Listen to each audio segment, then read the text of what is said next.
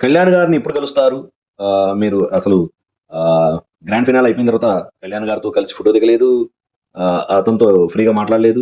హౌస్‌లో చాలా క్లోజ్ ఫ్రెండ్స్‌గా ఉన్నారు. మీ మధ్యలో ఉన్న బాండింగ్ మా అందరికి తెలుసు అని చెప్పినప్పుడు కళ్యాణ్ గారు ఇప్పుడు చాలా బిజీగా ఉన్నారు.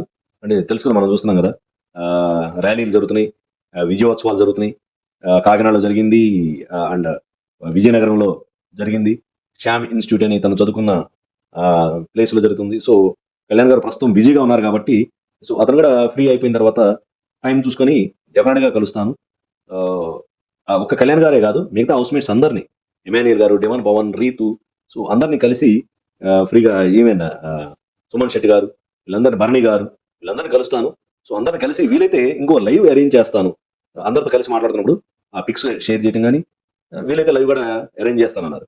సో, ఇక్కడ తనుజ గారిని మనం తప్పడానికి లేదు. సో, ఆమె అందరితో ఫ్రెండ్లీగానే ఉంటారు. సో, ఇక్కడ ఆమె యొక్క ఫ్రెండ్లీనెస్ సో, చాలా మంది విమర్శకులకి మాత్రం గట్టి సమాధానమే చెప్పిందని అనుకోవచ్చు మనం.